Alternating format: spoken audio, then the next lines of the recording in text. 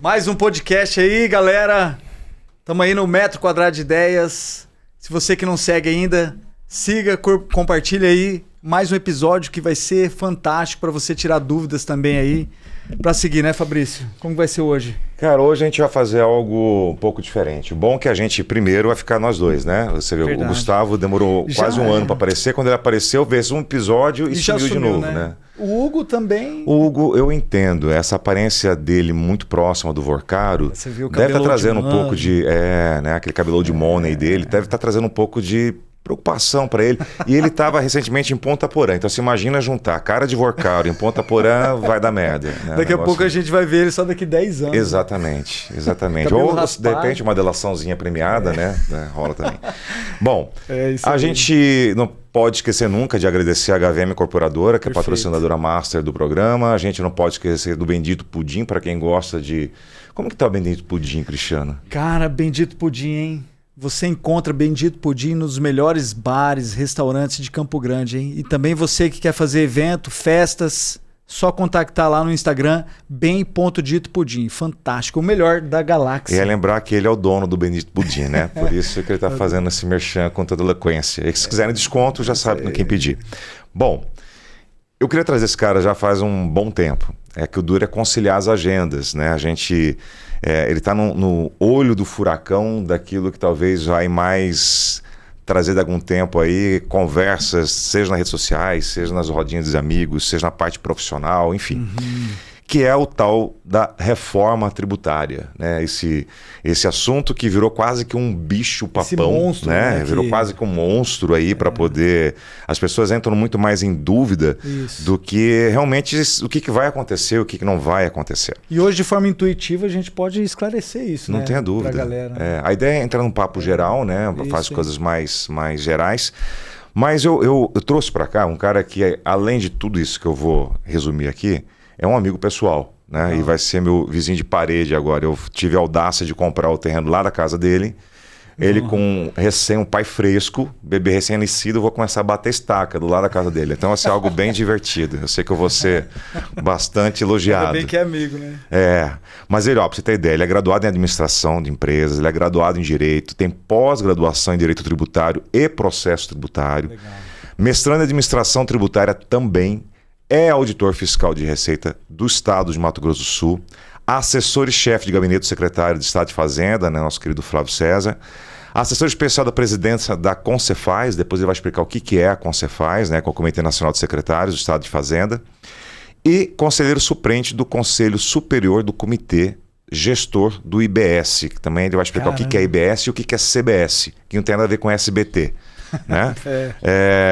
Então ele vai entrar sobre tudo isso, além que eu não posso deixar de dizer que ele é filho da Suzy e do Pera. Você não conhece o Pera, cara? Não, o Pera é um figuraço. O Pera esse cara é um amigo que ganha de coração. Enquanto todos estavam na farra, ele estava estudando, hein? Exatamente. Sabe? Concursado. Você imagina quando depois ele vai falar quantos concursos que ele passou.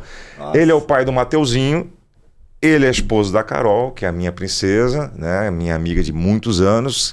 E também é genro do Marquinhos Caruaru. Conhece o Marquinhos Caruaru e Dona Carla? Conhece o Marquinhos Caruaru e Dona Carla? Matheus Meiragás, seja bem-vindo ao podcast Metro Quadrado de Ideias, depois dessa quase uma hora de apresentação. Muito obrigado, meus amigos. Muito obrigado, Fabrício, pelo convite. É uma honra estar aqui com vocês hoje. A honra é nossa. Realmente foi difícil conciliar a agenda. Nós estamos no olho do furacão da construção da reforma tributária brasileira. E principalmente agora, né, nesses últimos meses e até o final do ano, na criação e estruturação do Comitê Gestor do IBS, que é um novo órgão aí que vai comandar toda a tributação, né? Quando eu falo tributação, é a arrecadação, a apuração e a distribuição do imposto que vai gerir todas as políticas públicas de todos os estados do Brasil e de todos os municípios do Brasil. Como é que esse comitê vai ser formado? Ele vai ficar em Brasília? Onde que ele vai ficar? Esse comitê ele é formado pelo seu órgão máximo, que é o Conselho Superior. O que é o Conselho Superior? é o órgão que vai comandar o comitê gestor e ele é integrado por 27 integrantes dos estados. Cada estado tem uma cadeira, que é o próprio secretário de Fazenda, que ocupa essa cadeira, e 27 integrantes dos municípios. Os municípios são eleitos dentre todos os municípios do Brasil. Legal. Entre os 5.569 municípios brasileiros, eles elegem os 27 integrantes dessa cadeira para representar estados e municípios nesse comitê gestor do IBS. Por que surgiu o comitê gestor do IBS? Hoje, nós temos o principal imposto estadual que é responsável pela todo mundo já arrecadação. conhece, né? Já está acostumado. Mais de 90% da arrecadação do Estado vem do ICMS, que é o ICMS. Todos os estados gerem o ICMS e fazem arrecadação do seu próprio ICMS conforme a sua própria legislação e aí gastam, né, nas suas políticas públicas. Da mesma forma, os municípios fazem com o ISS. Com a reforma tributária sobre o consumo, esses dois impostos serão extintos. Não haverá nem mais ICMS e não haverá mais ISS. Vai surgir um único imposto que é o IBS, Imposto sobre Bens e Serviços, de competência tanto dos estados quanto dos municípios, que será gerido por todos no Comitê Gestor do IBS, que tem sede em Brasília. Isso é de consumo, né? Do consumo. O ICMS hoje ele incide sobre a circulação de mercadorias, então toda vez que você compra, por exemplo, uma xícara, compra um produto no mercado, tem incidência de ICMS. Ou um serviço, por exemplo, um serviço de cabeleireiro, salão de beleza, tem o ISS que é municipal. Isso tudo se junta num único imposto que é o IBS, que é sobre o consumo. Vamos tentar trazer para quem não a grande, né, 99% da população brasileira não é especialista em tributação. Quando a gente falava de ICMS, o ICMS ele tinha valores únicos em todos os estados? Todos os estados cobravam o mesmo valor de alíquota ou não? Existia uma diferença de estado para estado? Com o ICMS, cada estado tem uma legislação diferente e aplica uma alíquota diferente, aplica todas as regras específicas de regime especial ou, né, tributação específica são diferentes. Cada estado tem uma legislação própria. Então, uma empresa que, por exemplo, atua em vários estados, ela tem que conhecer a legislação de cada estado. E agora, com o IBS, isso muda. A legislação é única, existe uma lei e um regulamento único para todo o Brasil. Então, isso simplifica, né, muito para as empresas, né, para os cidadãos em geral, para entender toda essa tributação. E até também poder ter um equilíbrio, né? O cara começa a fazer uma conta muito mais equilibrada e aí também começa a passar para a população, que você acabou de dizer, também de uma forma mais clara, né? Do que realmente está sendo cobrado, do que não está sendo cobrado. Hoje assim, Fabrício, a gente pode dizer que nesses mais de 30 anos de ICMS, desde a Constituição Federal, e antes era o ICM virou um imposto, um monstro, a gente pode falar, sabe? Uma complexidade imensa. Cada estado aplica diferente, tem uma interpretação diferente. Agora, por isso que chegou uma hora que não dava mais. Isso estava atrasando demais a economia brasileira, de uma forma geral. E com esse novo sistema de tributação, vai ficar muito mais simples para as empresas, para os investidores estrangeiros entenderem o Brasil e investirem aqui. E onde que foi a maior mudança disso, da ideia da reforma tributária? Porque a gente tinha um sistema que era complicado, engessado e, como é que eu posso dizer, inflado, né, de tantos impostos aí sobre o empresário, sobre até mesmo de consumo, né, que é a pessoa final lá que está comprando. A cadeia como no todo, né? Para a pessoa leiga entender melhor, qual que é a parte mais importante dessa reforma do sistema antigo para o agora, né? Não só do consumo, mas também do empresário, o cara que está ali querendo no dia a dia da sua empresa, né? Abrir uma empresa e tal. Pro empresário que está no dia a dia, ele precisa entender que agora esse novo modelo de tributação ele torna muito mais simples toda a tributação. Principalmente, e isso é importante, Cristiano, dizer, no aproveitamento de créditos. Hoje, com o ICMS, quando o contribuinte, a empresa, né, ela compra produtos, ela tem a prestação de serviços para si, muitos desses créditos se perdem na cadeia. Ela não consegue utilizar esse crédito na sua venda para abater do imposto. Com o IBS isso muda. O IBS vai permitir que todos os créditos de serviço, de compras, tudo que ela compra ou tenha serviço prestado para ela pode abater de todo o seu imposto a pagar. Então esse é um benefício gigantesco da reforma tributária para todos os empresários. Esse é só um exemplo. Posso dar um outro exemplo aqui, que é o chamado split payment. Não sei se vocês já ouviram falar disso. Não. Eu conheço o split break, né? Que é aquela festa que tem lá em parecido, Cancún, tá, parecido. né? Como que é o nome? Split payment é pagamento payment. dividido, né? Ah, tá. É um termo em inglês que é utilizado, mas por que eu falo do split payment? Porque eu considero, não só eu, todos os especialistas aí, que essa talvez seja uma das principais inovações da reforma tributária. O que é isso? Hoje, com o ICMS, quando uma empresa compra um produto, é emitida uma nota fiscal para ela. E como que é esse crédito que ela recebe? É o ICMS que está destacado na nota. Então, o simples fato da empresa, a vendedora, emitir uma nota fiscal, já gera esse direito ao crédito. Independentemente de se a empresa vai pagar o imposto ou se não vai, a que vendeu. Entendeu? Entendi. Com o split payment, isso muda. O crédito ele é vinculado ao pagamento, não mais à emissão do documento fiscal. Entendeu, Cristiano? É ao pagamento, não à emissão que tá. Não mais à emissão do documento fiscal. Na hora que aquela empresa vendedora emite o documento fiscal, com o ICMS já gerava o crédito para a compradora. Com o IBS, com o split payment, aquela empresa tem que ter o efetivo pagamento daquele documento, né? daquela operação. Entendeu? Então. E o split payment, como é que ele funciona? Na hora que a empresa que comprou, ou até o consumidor final que comprou de uma empresa, ele faz o pagamento, o próprio sistema do Comitê Gestor e também da Receita Federal, no caso da CBS, que eu vou explicar depois, ele já divide o que vai para o vendedor, o valor, o que vai para a Receita Federal e o que vai para o Comitê Gestor IBS. Interessante. Então, se eu compro uma camiseta, por exemplo, hoje eu pago a camiseta, o vendedor emite uma nota para mim e ele recolhe o imposto depois, o vendedor. Com o split payment, não. Na hora que eu pago a camiseta, por exemplo, com Pix, na hora do pagamento já é dividido o que vai para o vendedor e o sistema já joga o que vai para a Receita Federal e o que vai para o Comitê Gestor de IBS. E essa Por isso que essa é a implantação? principal inovação. E essa implantação requer uma vacância para poder até implantar ou vai ser Adaptação? rápido isso? A partir do ano que vem já começa, tá? É mesmo? Principalmente na CBS, que é federal. A CBS, que é o IBS, é o que substitui o ICMS e o ISS. A CBS substitui a PIS, COFINS e o IPI. Então, os três impostos federais legal. acabam E vai ano se que vem unificar. já. Ano que vem, Tem uma 2027. data específica? 1º Não. de janeiro de 2027 acaba PIS, COFINS e IPI Tá. e fica só a CBS. Então, ano que vem, Então, a primeira implantação é do CBS. da CBS. Tá. Depois o IBS. E o IBS já começa ano que vem, só que ele tem uma transição um pouco mais lenta no decorrer dos O próximos percentual anos. é único para todos os estados? Eu não sei se você perguntou isso. Não.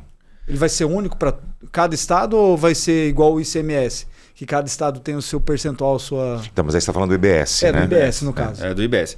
O IBS vai ser o seguinte, a reforma tributária ela foi construída de uma forma que a carga tributária que existe hoje de ICMS e ISS, ela deve obrigatoriamente ser mantida com o IBS. Então, hoje a gente tem um cálculo de carga tributária, que é em torno de 8% do PIB.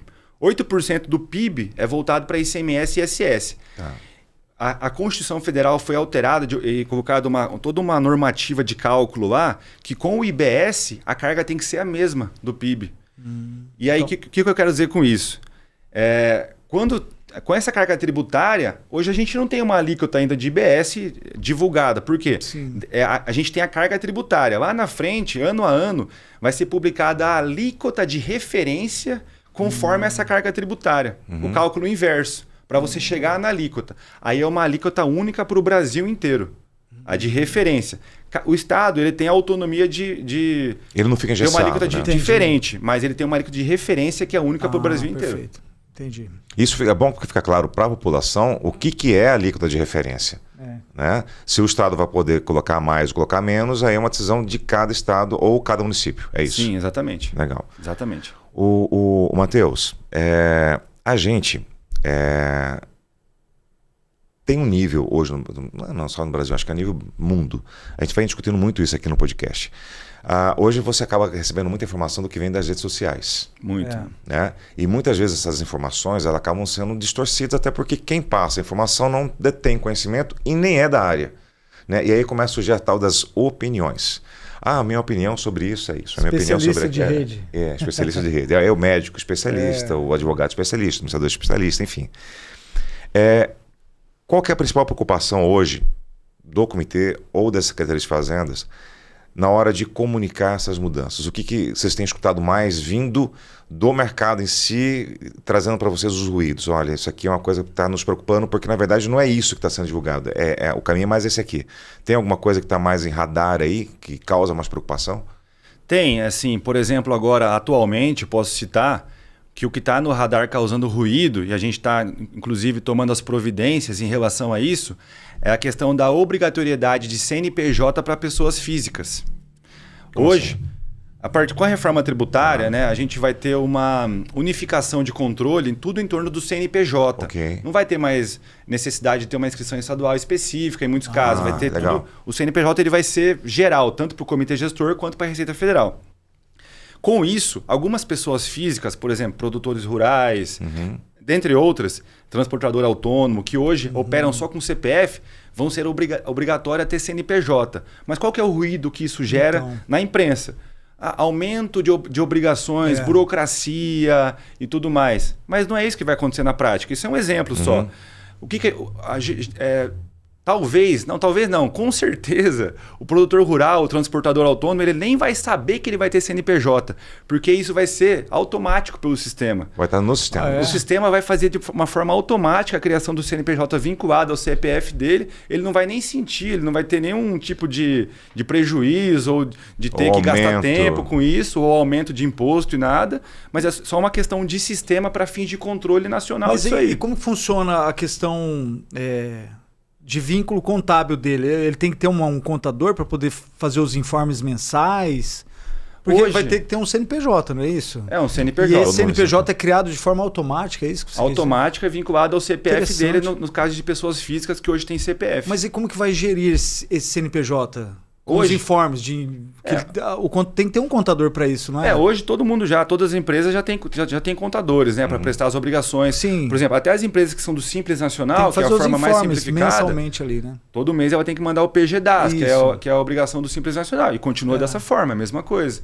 Só que o sistema vai gerar um CNPJ e vai vincular para... O que você tinha no passado, o que você tem agora atualmente, é que você tem CPF e CNPJ. O que acaba acontecendo é que todo mundo vira CNPJ, fica mais fácil para você fazer o controle sobre isso. E aí é uma das coisas que talvez uma palavra que gera um pouco de medo na população. O governo vai começar, o Estado vai começar a nos controlar. O que, na verdade, já é controlado de alguma forma, que não é nenhum controle de questão de imposição. Mas o Estado acaba já sabendo o que rola, o que deixa de rolar em relação às arrecadações. Esse é o medo da população. Ou deveria, né? Esse é o medo da galera que está empreendendo. Tem um medo muito grande disso, mas eu tenho uma outra perspectiva para passar em relação a isso, né? Hoje, a gente... quando eu falo eu falo a administração tributária de uma forma geral, ela atua muito fortemente, não só no Brasil, mas no mundo inteiro. Espanha, Canadá, que são grandes referências né, no aspecto tributário, atuam da seguinte forma, de uma forma dual, eu posso falar. Atuando contra o devedor contumaz e atuando a favor do bom pagador. Para o bom pagador, o que a gente faz hoje? A gente dá regime especial, dá prazo de pagamento, dá facilidade em toda a burocracia. Aquele que é um bom pagador, né, comprovado, que todo mês paga seu imposto, mesmo com dificuldade, às vezes, ele vem cumprindo com tudo, declara o seu imposto, emite documento fiscal. Esse é o bom pagador. O devedor contumaz não é aquele que atrasa um mês ou outro porque teve dificuldade. O devedor contumaz é aquele que é realmente fraudador comprovado, que ele vive da sonegação. Tem muita empresa, infelizmente, que o business dela não é vender produto, é viver de fraude. Tem muitas. Viver de sonegação. Então, o Estado hoje, ele atua dessas duas formas. Ele dá um privilégio para o bom pagador e ele pune e tenta tirar do mercado e controlar o devedor contumaz, que é chamado. E aí, nessa mesma perspectiva, o Estado ele tem cada vez mais informação na sua mão, é lógico. Ele tem informação para poder controlar tudo isso. E isso, para o bom pagador, é muito bom. Quanto mais informação o Estado tiver, mais ele vai conseguir tornar o mercado neutro, com uma concorrência leal. Porque hoje não, mas assim, até hoje isso está melhorando, mas até um pouco tempo atrás, alguns anos atrás, o cara que é sonegador, ele tem privilégio. Ele vai lá e sonega, não acontece nada, e ele acaba punindo o bom pagador. Exatamente. Tornando a concorrência desleal e o mercado não fica neutro. Então hoje a gente atua muito nisso. A gente usa a informação que existe para punir o mal pagador e beneficiar o bom pagador. Interessante isso, cara, porque, Matheus, eu concordo. Eu acho que você tem que ter mecanismos para poder atrair o bom pagador, a ele continuar pagando e recolhendo imposto, arrecadando para o Estado que, né, Crescer, devolver isso para a população com segurança, educação, enfim, que é o que deveria, né? Aí a gente entra lá na ilha da utopia, né? Mas é o que deveria. Mas, cara, quando a gente tem um executivo, eu não quero entrar... Só que vai estar no viés de outra... Não quero entrar no viés ideológico, mas quando isso acontece, quando a gente tem um executivo que cria muitos impostos, você que está do outro lado, que é a parte técnica do negócio, não dificulta a reforma tributária nesse sentido? Porque, assim, quando você tem um executivo que você diminui impostos e gera aquela famosa curva de Laffer, né? Tende a você sonegar menos e fazer o cara ser um bom pagador. Você acha que na reforma tributária não entra de encontro com um executivo que está ali, ó, criando mais impostos, não fica mais dificultoso? Não quero entrar na parte ideológica. Não, eu acho que é interessante. Mas assim, primeiro que dá para fazer. Uma das premissas da reforma tributária é não ter aumento de imposto, né? Ah, legal. Como eu falei ali, e depois eu posso até mostrar e até trazer aqui de novo esse tema específico. Legal. A reforma tributária foi criada de uma forma matemática na Constituição Federal, que a carga tributária em relação ao PIB tem que ser mantida, é obrigatório isso. E, inclusive, isso envolve a alíquota de referência, que é com base nessa premissa. Então, com a reforma tributária não tem aumento de imposto. Ela tem simplificação realmente e vai ajudar muito o empresário a desenvolver e a investir mais. Que é o IVA dual. Tem estudos econômicos que foram divulgados já aí por algumas entidades de São Paulo, de economistas, que falam que só com a reforma tributária, só com a variável reforma tributária, sem considerar qualquer mais outra variável que possa acontecer, nos próximos 10 a 15 anos o PIB sobe de 15% a 18%. Interessante. Só por conta disso. E eu sei que ela hoje é necessária, né? Ela é necessária. Hoje é difícil enxergar isso. Porque a reforma tributária torna muito mais simples, mas o assunto é muito complexo. E toda mudança, quando é uma mudança muito brusca, uma ruptura muito forte, ela gera incômodo. Isso mas não só na tributação, né? em qualquer coisa da vida, né? Quando a gente tem uma mudança, gera incômodo. Até você acostumar, né? E o desconhecimento é algo muito complicado. Uma das coisas que eu acho que a reforma tributária vai auxiliar bastante, e aí eu lembro na época que eu trabalhava com produto e atendia mais de um estado, e eu sempre estava no estado que era o estado consumidor, né? E a minha matriz estava no estado que produzia. Aí entrava a tal das guerras fiscais. Porque o tributo no destino é diferente do tributo de origem e tal. A reforma tributária tenta equilibrar um pouco isso. Equiparar, né? A reforma tributária muda completamente isso. Legal. Talvez, assim, a principal mudança de modelo aí falando é esse. Hoje o ICMS ele é um imposto vinculado à produção. Tá. Então, se o produto é produzido em tal lugar, parte da arrecadação do ICMS fica para o local de produção e parte para o local de consumo. Existe uma divisão entre isso. Com a reforma tributária, não fica mais nada para a produção. Fica tudo para o local de destino, onde é consumido. Esse é um padrão mundial, é uma tendência mundial. Tem estudos econômicos que falam que esse é o melhor modelo, porque ele não gera distorções econômicas. Ele gera, né, um aumento de tributação onde realmente ocorre o consumo e onde tem necessidade, existem estudos. Então, o Brasil está adotando esse modelo. E esse modelo também acaba com a guerra fiscal. Hoje, todos os estados do Brasil concedem incentivos fiscais para a atração de indústrias para o seu território. Porque o que é um incentivo fiscal? É um abatimento do imposto daquela parte que fica para o estado que produz. Como acaba a arrecadação para onde é produzido, fica tudo para onde é consumido, não tem mais como conceder incentivo fiscal. Entendeu? É uma lógica assim, se não tem mais nem tributação, não tem como conceder incentivo fiscal sobre onde não tem tributação. Então, essa é a lógica. Então, essa mudança de modelo acaba com a possibilidade de concessão de incentivos fiscais por parte dos estados. Isso é uma verdade. Como que o Estado começa a pensar? Vamos pegar em Mato Grosso do Sul, por exemplo. Como é que ele começa a pensar nisso, né? A gente está num estado que, na teoria, a gente está longe dos polos industriais. A gente começou agora, através do governo atual, trazer um pouco mais de ciclo industrial para Mato Grosso do Sul. O Estado já se posicionou de alguma forma, a Secretaria já pensou em alguma forma de como é que vai rolar essa atração das indústrias? Ou não? Isso é uma coisa que a gente vai ver tempo a tempo, sentir como é que as coisas vão acontecer? Essa é uma questão de médio e longo prazo, realmente. Mas eu vou falar assim, o Estado, nos últimos anos, pensou muito nisso. Toda essa atração de indústrias que teve agora, isso é muito em decorrência disso, né? Do Estado gerar e começar a agregar na sua própria vocação, que é o agro, que é a agroindústria. Então, como a gente tem a matéria-prima, o que a gente precisa fazer? É trazer a verticalização desse processo, dessa cadeia. Então, trazer a indústria. Agora, a gente trouxe a laranja para o Estado, pensando já em possivelmente no futuro ter uma indústria de laranja. Que tem que ter, então, né? tudo isso é pensado em agregar mais valor para o Estado. A gente tem a rota bioceânica, que é um outro grande potencial aí para atração para o Estado, e o investimento em infraestrutura. E você acha que o né? empresário já está preparado para isso ou ainda é cedo? Ele já está preparado para essa reforma? O empresário, assim, as Ele já vem grandes se empresas, preparando, né? as grandes empresas, médias grandes empresas estão se preparando bem. Né?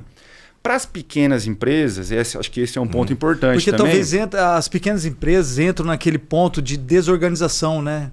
Da própria receita. Sim. Por isso que se torna um mal pagador às vezes, não é nem por conta de querer ser um fraudador, né? Tem isso também. É isso que o cara tem que se atentar, né? As pequenas empresas, para elas, continua a possibilidade do Simples Nacional. O Simples Nacional não acaba. Tá. Hoje, o regime do Simples Nacional, que são as pequenas empresas que estão, as microempresas, elas continuam com a possibilidade de continuar nesse regime da mesma forma e melhor. Por que melhor? Hoje, com o Simples Nacional, a empresa que vende para uma outra empresa, e essa aqui é do Simples, ela não passa crédito para outra empresa. Mas com a reforma tributária vai passar crédito.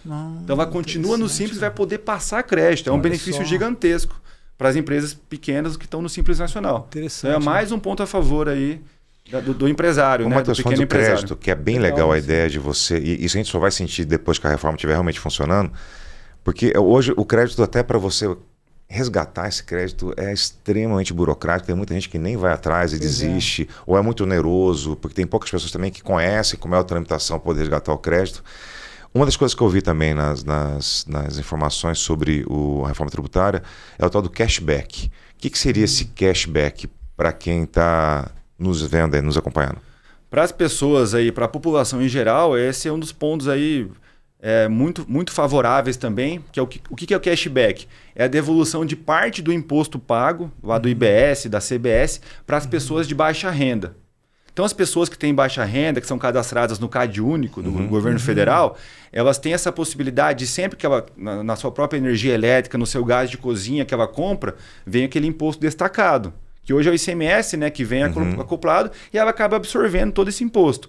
Com a reforma tributária, ela vai ter a possibilidade de ter o cashback até de 100% desse imposto pago aí nessas compras. E ela pode utilizar para recompra, por exemplo? Ela pode para recompra, pode sacar em dinheiro, tem os critérios estabelecidos. Isso motiva até saque em dinheiro? Até saque em dinheiro, dependendo. Isso motiva até a informalidade, né? Você sair da informalidade para...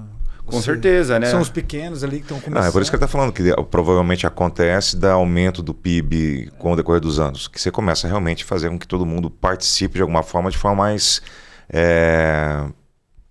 clara, né? Outra coisa que eu vi também é que para esse público que também sofre com a ideia de não entender quais são os impostos, que agora obrigatoriamente nas embalagens os impostos vão ter que estar destacados. Isso faz parte da reforma ou já é algo que já está acontecendo? Não só na embalagem, né? O IBS e a CBS, eles vão ser impostos que a gente chama por fora. Então hoje o ICMS, você compra um produto, ele é R$100. Tá. O imposto está lá dentro, você não sabe. Você nem sabe o que está pagando imposto. Com o IBS e a CBS vai ser 80 mais o IBS e a CBS. Isso na gôndola, isso em qualquer lugar que tiver explícito. É explícito, é muito mais transparente. Estados Unidos é assim, né? Estados Unidos é assim, Canadá, a Europa. Legal. Tem muita gente que confunde, né? Tem gente que vai para os Estados Unidos e fala assim: na hora de pegar na gôndola eu pego o preço normal. Quando eu vou pagar no caixa, eles dizem assim: agora existe mais ou 1,5 ou 3, depende do estado que estiver, existe mais o acréscimo de imposto. Aí o brasileiro chega lá e fala assim: pô, eu compro lá na gôndola, se o cara falar que eu vou pagar 1,5, eu não vou pagar. você vai pagar. Vai pagar. A única coisa que fica destacado. Transparente. Né? E fica transparente. Para a sociedade. Lá você não paga, você vai preso, né? Você falou de crédito antes, e é um ponto, quando você falou até de crescimento do PIB, esse é um dos principais fatores. Que o crédito hoje é muito burocrático, as empresas não conseguem resgatar esses créditos. Com a reforma tributária isso some. Tem prazos específicos para ela poder compensar esse crédito com outro imposto, ou se ela não conseguir compensar, ela pode também resgatar em dinheiro esse crédito. Eu falo de empresas exportadoras, que exportação não paga nenhum imposto, e todo aquele crédito que ela acumula da cadeia, ela pode resgatar todo esse crédito, inclusive em dinheiro. De uma forma muito mais fácil. Muito mais fácil e automática. Sistema, uma conta que ele vai acompanhando ali. Vai acompanhando, exatamente. Tudo desenvolvido pelo Comitê Gestor do IBS, que é esse órgão que eu falei no início, né?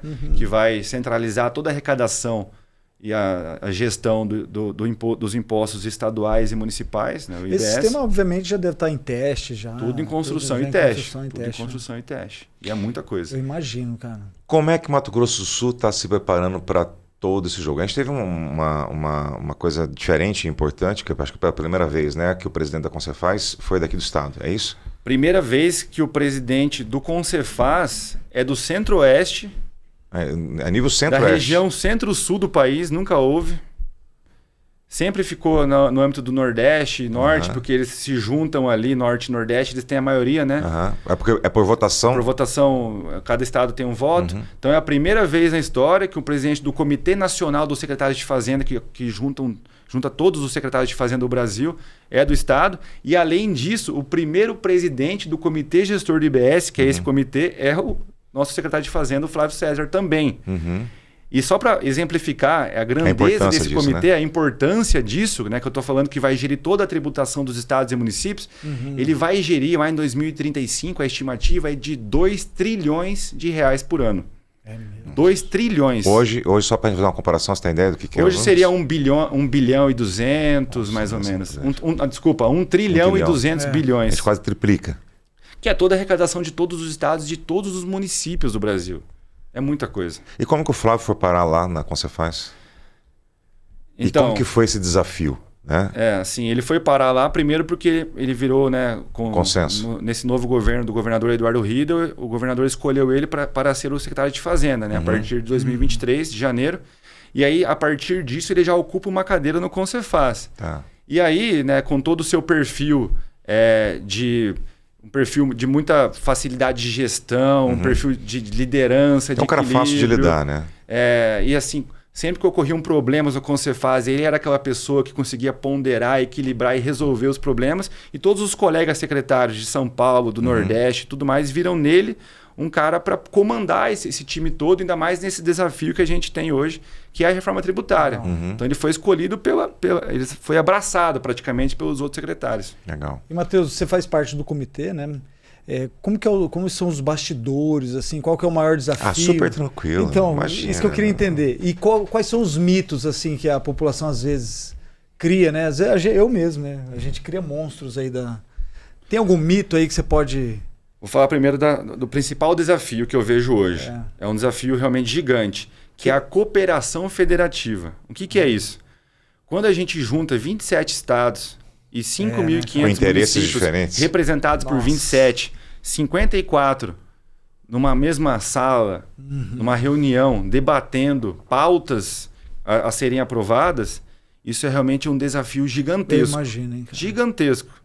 Quando eu falo isso é porque eu, assim, de porque verdade. Assim, são 54 pessoas que vão decidir o futuro de um país, né, cara? O futuro dos estados e municípios. Eu conheci o Matheus, ele tinha menos de 30 anos. Ele já está com 50, em 2 anos. Perdi cabelo, até aparece na tela, tô vendo ali, ó. Tô meio careca aqui, é isso aí. Mas e aí? Então, o principal desafio que eu vejo, né, hoje é essa governança que a gente chama da cooperação federativa entre estados e municípios, de aprovação de pautas, de debate, de conseguir avançar. É um desafio gigante, mas na presidência do nosso secretário Flávio César, isso está conseguindo caminhar muito bem, muito bem. Porque tem a parte técnica e a parte política, né? Sim, tem o jogo ali, é tudo junto, né? É tudo junto. E aí, quando você fala de mito a gente pode trazer aqui milhares, né, cara? Como eu falei, aquele do CNPJ das pessoas físicas, mito de que vai ter aumento de imposto. Na verdade, assim, O que vai ter é a manutenção da carga tributária geral. É lógico que um setor ou outro pode ganhar, pode ter uma diminuição e outros aumentar. Porque a tendência é que haja uma neutralidade geral tributária, até para ter mais simplificação. Perfeito. E para ter, né, uma concorrência mais leal entre todas as empresas. Mas isso que vai ter um aumento de imposto, de carga tributária, isso é um mito. Eu tenho um mito, Não, você tem vários mitos. Talvez seja verdade, vamos ver. Né? O CIB, isso é real, cara. Cadastro Imobiliário Brasileiro. Não sei se vai entrar na reforma. O CIB, ele é uma o que eu verdade. sei, como leigo, tá? O CIB, Cadastro Imobiliário Brasileiro. O IPTU que a gente paga vai ser calculado por valor mercadológico e não mais por valor venal, entendeu? E aí vai ser tributado direto da sua conta, cara. O governo já vai da sua conta lá, vai calcular o imposto que é mercadológico, eu acho isso um absurdo. Por quê? Porque é pelo valor de venda, cara. Não é pelo valor venal. Tá, mas você não paga lá quando você vende a casa, você não paga o seu lucro imobiliário? Paga ganho de capital, mas aí, né? Entendeu? Mas eu acho que essa é importante você colocar, porque assim, são essas confusões que acabam gerando mesmo. Vamos falar o valor, né? eu falo outro. São essas confusões que geram mesmo. Acho que isso acho que talvez um dos maiores desafios, né? Cara. De entender que essas mudanças elas já estão sendo estudadas para que elas sejam feitas de uma forma que gera essa história da neutralidade. Ou eu tô falando besteira? Mas eu acho que o CIB não está, né? O CIB é um cadastro imobiliário geral de imóveis para fim de controle de informação. Quando você fala de valor de mercado e tal, isso há muito tempo, já eu não sei no IPTU especificamente, eu acho que alguns municípios têm, mas há muito tempo, por exemplo, aqui no estado, em todos os estados do Brasil, para você pagar o ITCMD, que aqui é o ITCD, que é o Imposto de Transmissão Causa Mortes e Doação, ele é valor de mercado. Está na lei há muito tempo. E o certo, na teoria, tá? Tem gente que discorda, tem gente que concorda. É ser o valor de mercado, que é o valor da transmissão. Né? O certo, na teoria, é isso. Aí quando você falou de resgatar, do governo resgatar a conta, eu acho que isso é mito. Né? Aí já é um controle violento social. Né? Isso é mito.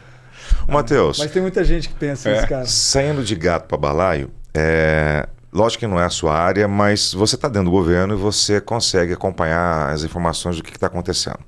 Você citou lá atrás a Rota Bioceânica, né? E todo mundo gera uma expectativa. A gente fala praticamente em todos os episódios, a gente fala da Rota Bioceânica aqui, porque existe uma grande expectativa para o Estado, para a capital, né?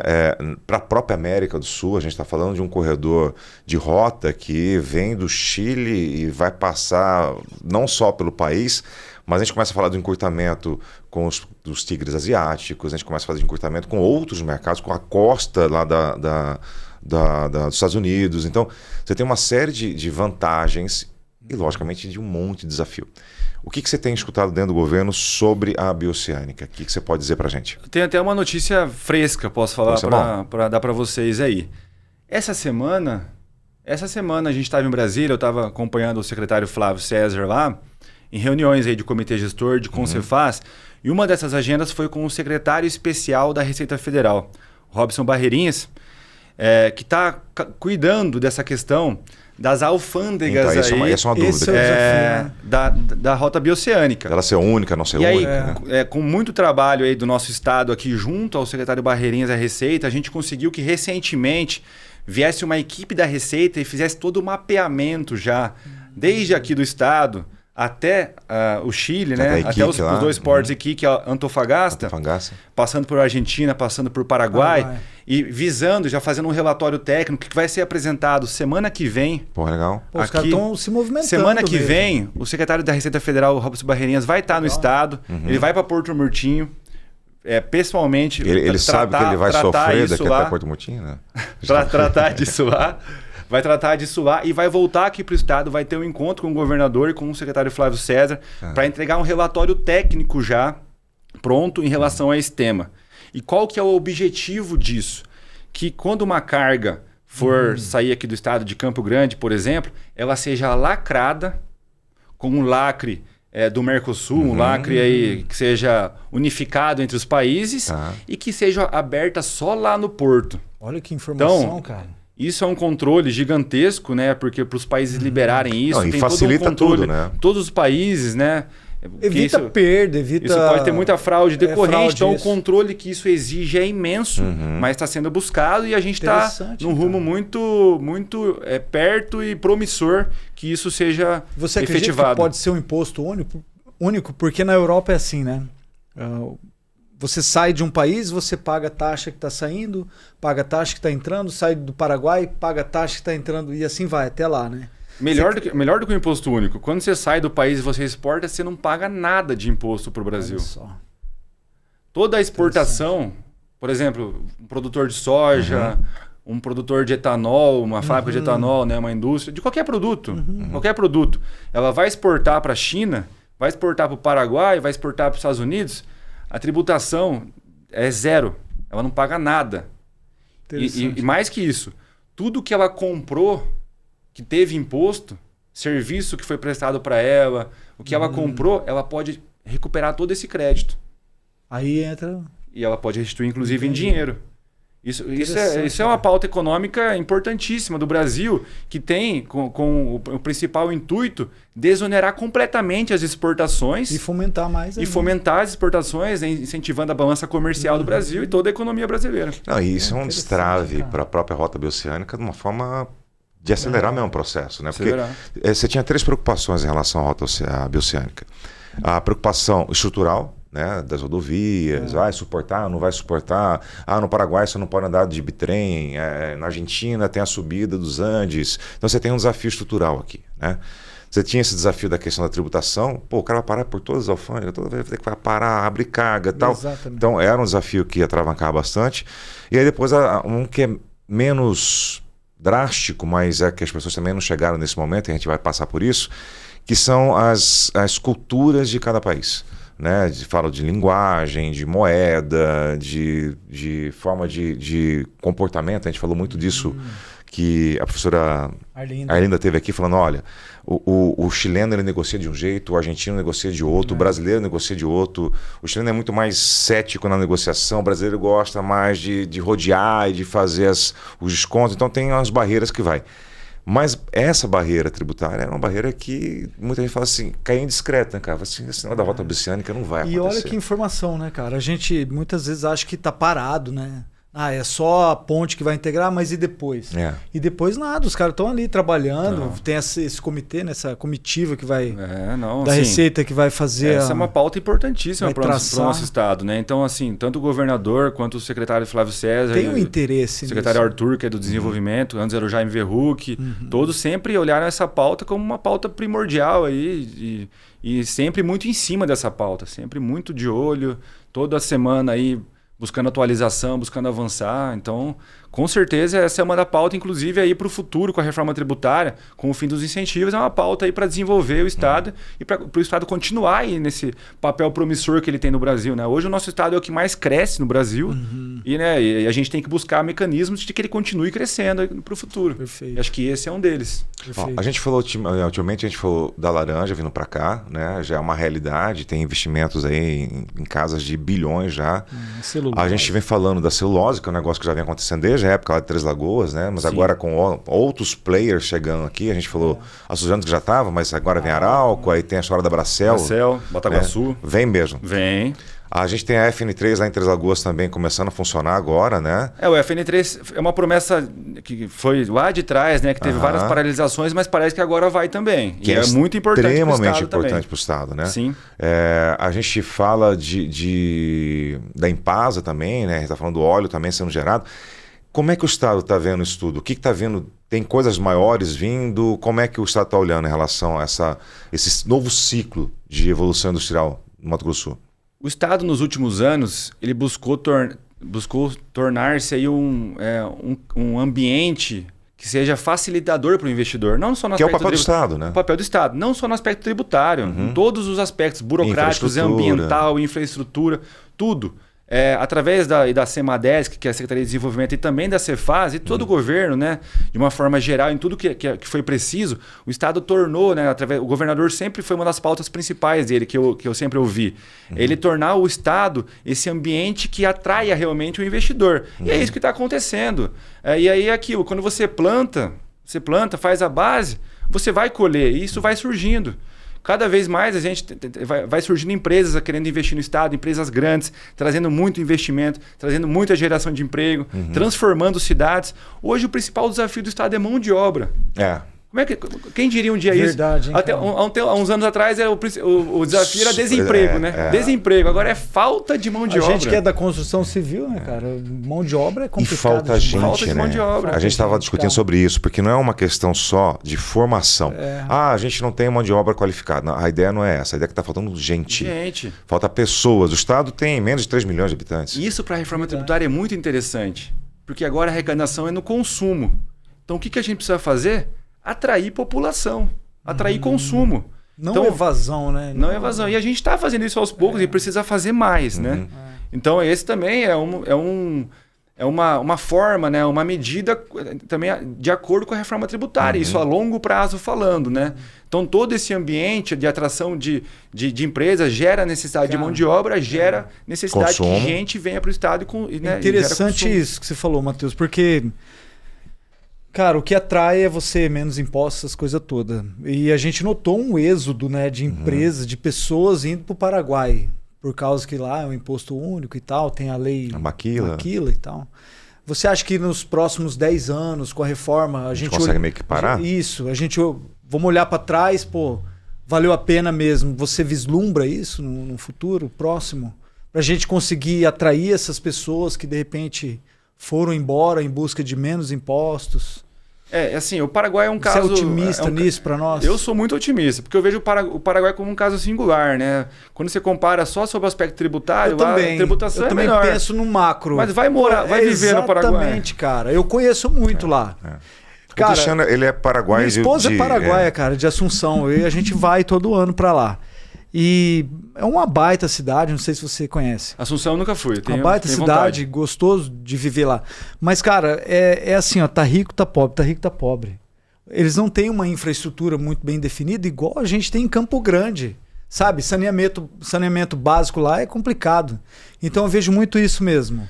Eu só vou lá por causa do imposto, e é minha qualidade de vida, escola, segurança, saúde, né? Os países desenvolvidos no mundo inteiro, Noruega, Suécia, a tributação per capita ela é muito maior que o Brasil. Olha só. Mas eles têm os serviços de volta. Uma crítica grande no Brasil é que a gente não tem os serviços de volta.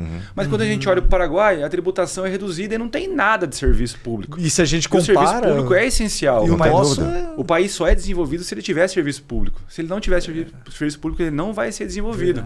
Não vai ser. É lógico, tem todo um equilíbrio, tem coisas que podem ser privatizadas, que é mais interessante. Tem tudo isso. E tudo isso tem que estar na balança, isso tem que ser tratado. Mas uma coisa, isso tem pesquisas, né? Até o Concefaz patrocina uma pesquisa que a gente chama de solidariedade fiscal, o resultado da pesquisa é o seguinte. Países desenvolvidos têm uma tributação relativamente condizente para poder arcar com os serviços públicos e desenvolver realmente o país. E o Paraguai não é esse caso. Quando a gente olha aqui de uma forma muito simples, apenas olhando tributação, é fácil falar, vou para o Paraguai. Mas a gente tem que olhar todo o conjunto macro, de aspectos, né? Macro, isso. Não tenho dúvida. Matheus, você veio, através dos concursos, né, migrando para Campo Grande. Você não veio direto de Cascavel para cá, né? Acho que para o interior, né? Primeiro, eu fiz faculdade em Maringá, administração na UEM. Aí comecei direito lá também, no Sesumar. Aí acabei voltando um pouco para Cascavel e já passei num concurso para auditor fiscal do Estado de São Paulo. E fui para Presidente Prudente. Presidente Prudente.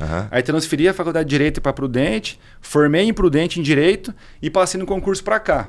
Em 2014 a prova, em 2015 tomei posse aqui. Fico imaginando a batalha do cara. Aí fiquei um ano em 3 Lagoas, 2015 a 2016, e em 2016 eu vim para Campo Grande. E aí você tá já esses 10 anos aqui em Campo Grande, né? Casou. Tem filho campograndense agora, que é o Mateuzinho. que você acha?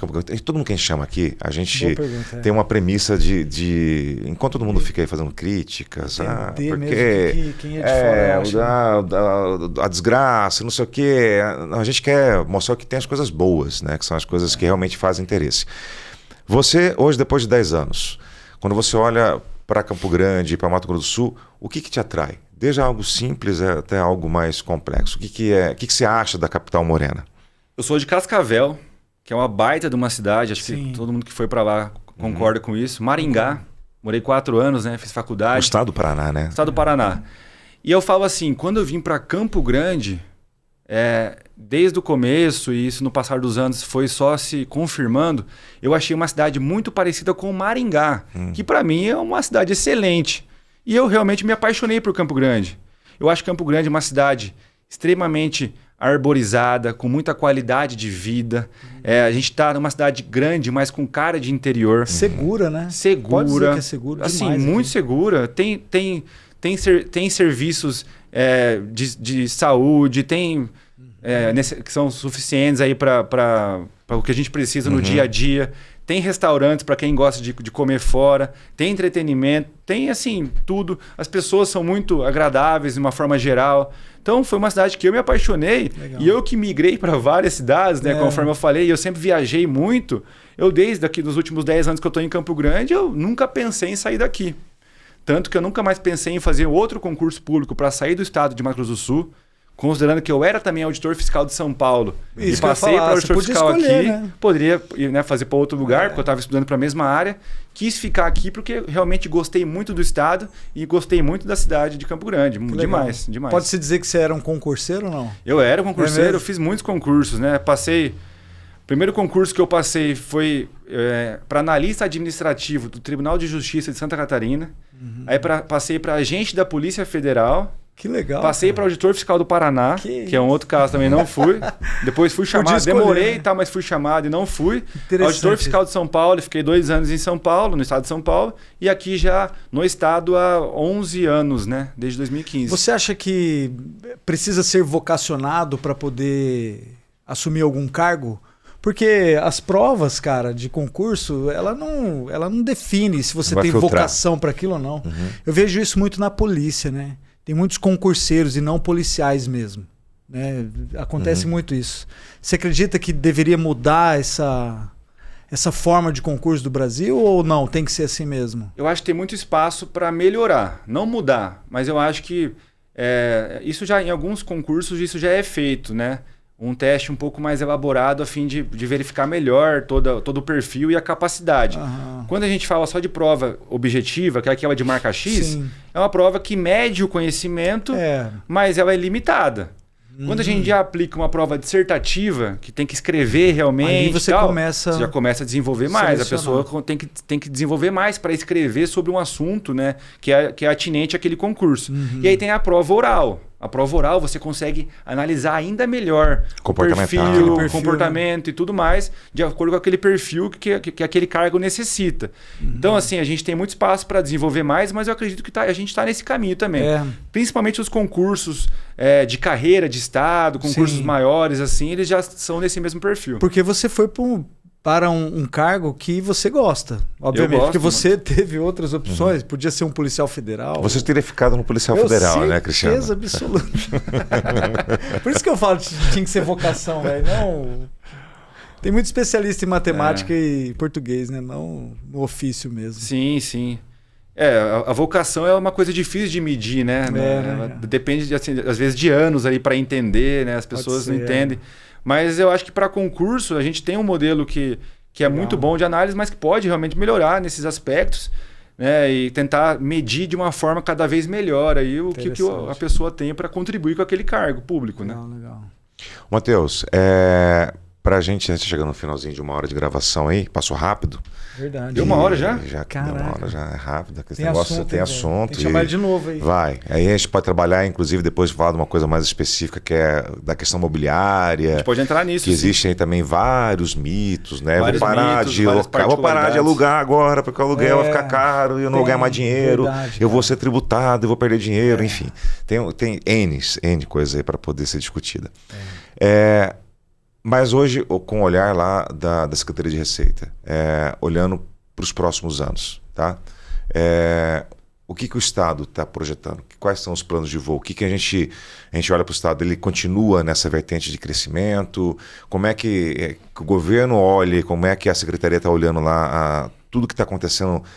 A gente está tendo muito impacto internacional. A gente tem problema hoje que eu achava que eu não ia ver mais, que eram guerras.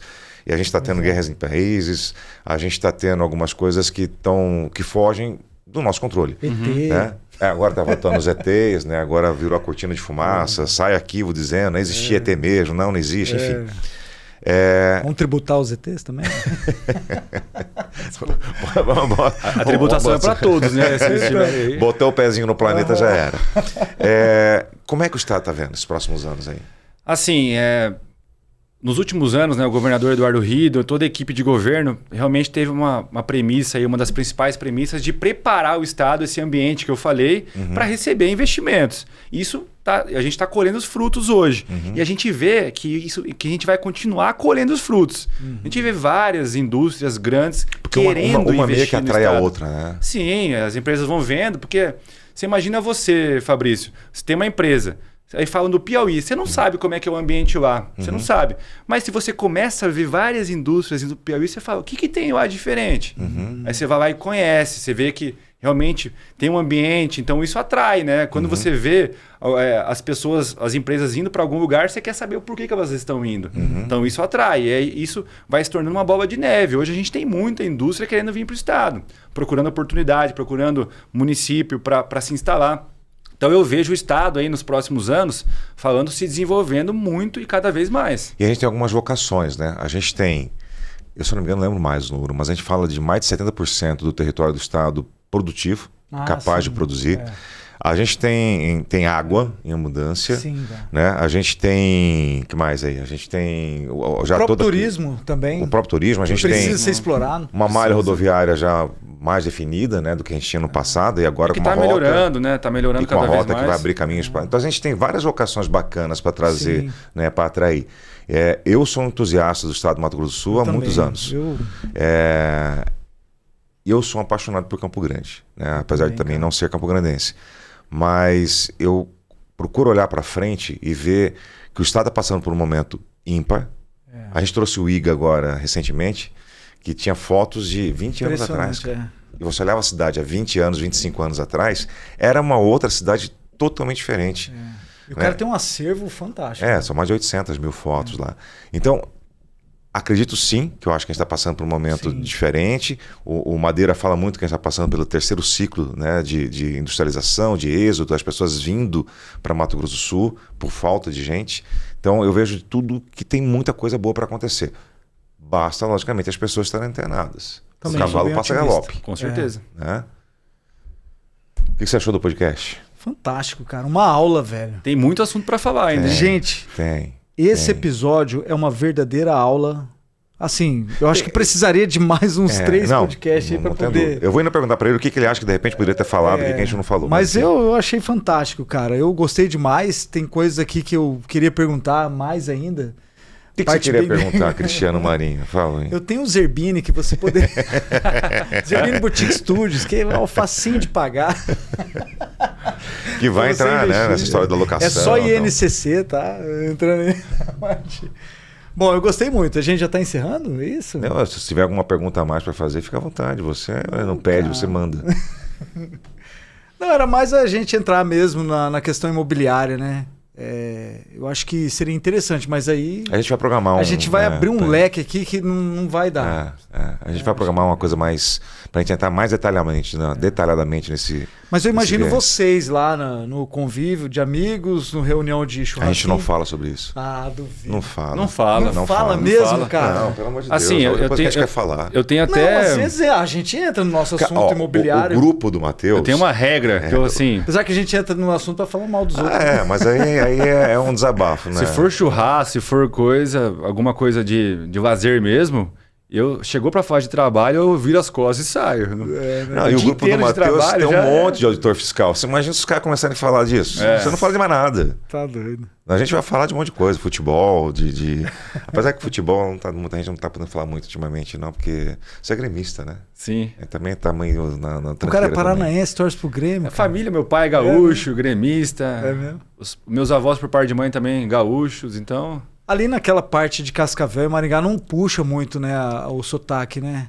Até que puxa, mas é diferente do resto do Paraná, né? Mas tem muita gente da região sudoeste do Paraná, Cascavel para baixo, que tem um sotaque bem... D10, né? Gaúcho, D10 deu dever, Deu dever, né? Isso aí. A parte de Astorga ali já é meio que o caipira da parte ali do... Puxa o R. Puxa o R, né? Porque porta, né? Igual a gente aqui. Igual a gente aqui. Mas Matheus, tem alguma coisa que você, de repente, gostaria de falar nesse encerramento? Assunto aleatório, de repente, alguma coisa voltada para a tributação, dicas, só é importante entender isso, é importante observar aquilo. Fica alguma coisa para a gente deixar de recado? Não, acho que só assim, uma mensagem geral de falar que a gente entende, né? Eu falo assim, a área tributária, né, do Brasil entende que o assunto realmente é muito complexo. Até para nós que somos da área, às vezes surge alguma coisa que a gente tem que aprofundar, estudar. Então, só para ter muito cuidado com tudo que surge em rede social, porque tem muita coisa que pode ser verdade, mas tem muita mentira também. Então, tente sempre aprofundar, buscar outras fontes, porque às vezes a gente acaba sendo levado a acreditar em algumas coisas que não são verdades e acabam prejudicando nós mesmos, né? Se eu tenho uma empresa, por exemplo, eu acredito às vezes num mito ali, numa questão que não é verdade, e acabo aplicando na minha empresa, acabo mudando meu comportamento na minha empresa por conta de uma coisa que não é verdade e acabo me prejudicando. Então só ter esse cuidado, né?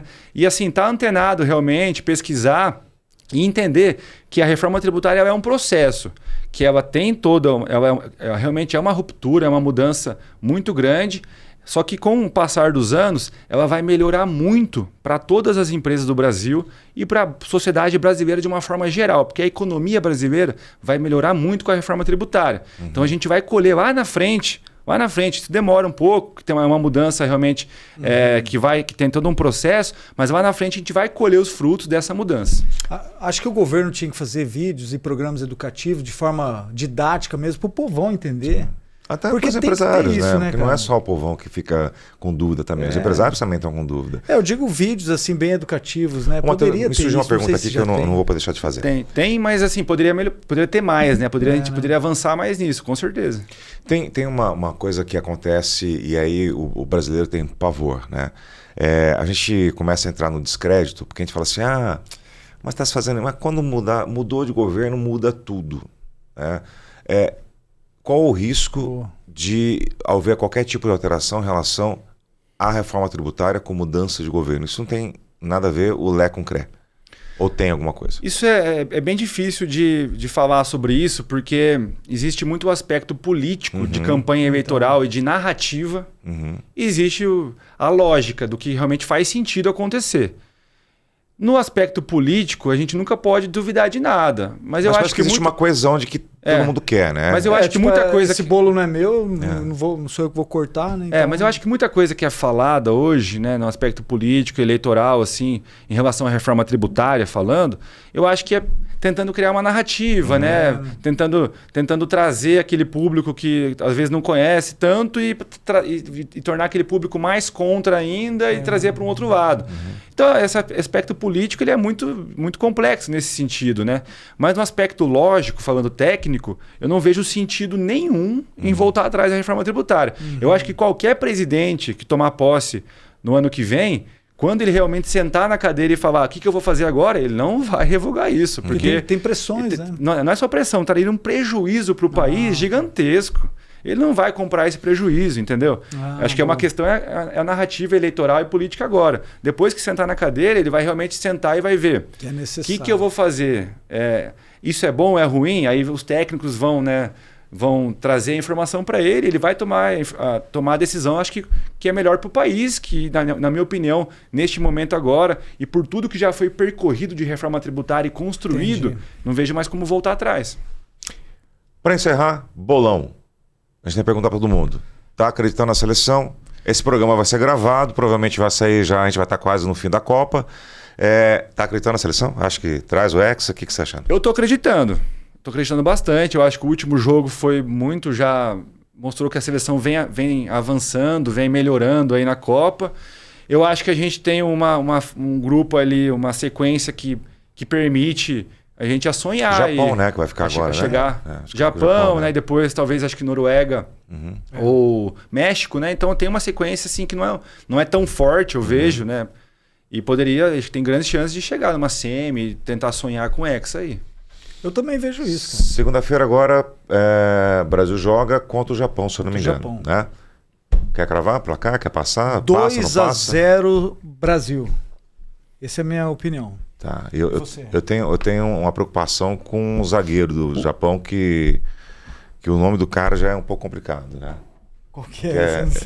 Se em japonês usar o W como V, muda de Sugawara. O nome do cara é Sugawara. Mas se mudar o W pro V, a pronúncia, aí o bicho pega. Fica né? como? Não vou falar. O lance é o seguinte.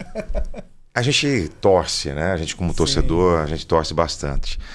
Mas não tô tão otimista assim com a seleção brasileira, Eu vi não. grupo meio que se entrosando ali, criando... Você sabe por que eu tô otimista? Eu tô otimista com esse formato da Copa. Eu achei do caralho. Porque a gente ficava muito preocupado com a história assim, um monte de países. Sempre carta marcada. 3 países, três sedes.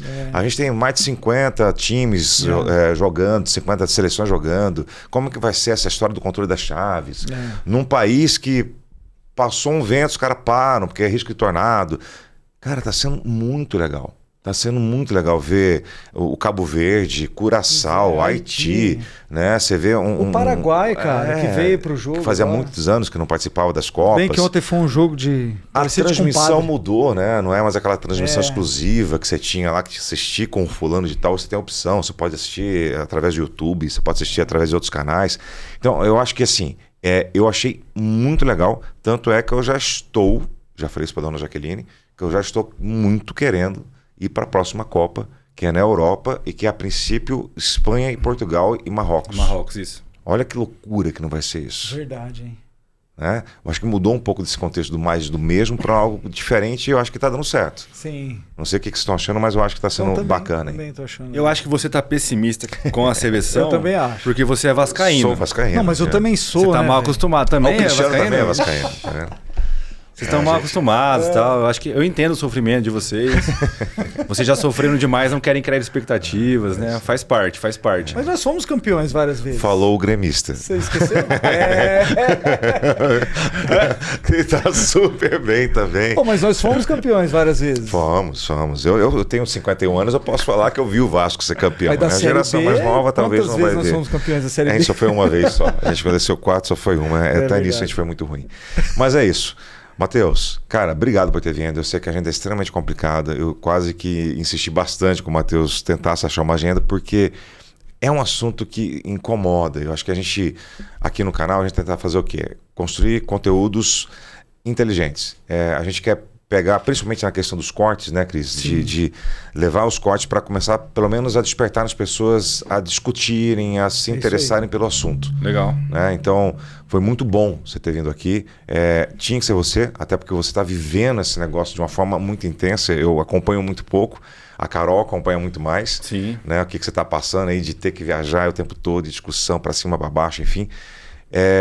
Obrigado por ter trazido informações para a gente. Eu acho que isso vai fazer com que as pessoas comecem a olhar com outro viés. Nem tudo é ruim, nem tudo está para destruir. As coisas, muitas vezes, a gente fica com esse receio, né? A gente é meio que síndrome de cachorro vira-lata. Né? E a gente tem que entender que as mudanças também acontecem para o bem. Exatamente. Pelo menos para tentar melhorar. Né? E são necessárias. São necessárias, exatamente. Muito obrigado por ter vindo participar com a gente. Eu que agradeço demais mesmo, Fabrício, o convite, o Cristiano também. Foi muito bom, muito bom. Eu acho que o assunto é um assunto extremamente relevante para toda a sociedade brasileira, né? E acho que cada vez mais as pessoas têm que se interessarem por isso, têm que procurar informação, têm que se atualizarem. A mudança, ela é realmente uma ruptura muito brusca, mas ela é necessária, ela vai ser muito boa a longo prazo. Então, assim, estou sempre à disposição aqui para o que vocês precisarem. Posso voltar aqui para falar especificamente sobre bens imóveis também. Já está sobre convidado. outros assuntos também, em geral. Sim. Sobre o aspecto tributário, de reforma tributária e tudo mais do Estado aqui, o que envolve. E é isso, né? Muito obrigado de verdade, Fabrício e Cristiano. Eu fico Imagina. feliz com sua presença. Obviamente, estamos aqui de portas abertas. Foi um episódio educativo, né? Vai ser importante as pessoas que estiverem assistindo entender, né, de forma prática o que é, num bate-papo. E Eu buscar acho que é isso que informação, as né? pessoas conseguem absorver, né? Buscando informação assim, inteligente. Assiste a gente aonde? Metro Quadrado de Ideias, YouTube, Instagram, Spotify e TikTok, tá? Vai seguindo aí, M2D Ideias. É fantástico, tá bom? Acompanha a gente lá, galera. Assim, eu falo direto isso. A gente não ganha um centavo com isso aqui. A gente, pelo contrário, a gente tem que fazer uma gestão de tempo. Eu cheguei atrasado hoje, deixei o convidado esperando. A gente tem que fazer uma gestão de tempo Ainda bem violenta. que é amigo, né? Ainda bem A que... gente tem o pessoal da Talk Studio que ajuda a gente Verdade. muito, não só com o ambiente, mas eles que fazem a edição, eles fazem os cortes. Mas a gente tem que divulgar esse treino na rede, a gente tem que colocar, a gente tem que ver o que é o melhor, o que vai poder chamar a atenção, o que não vai.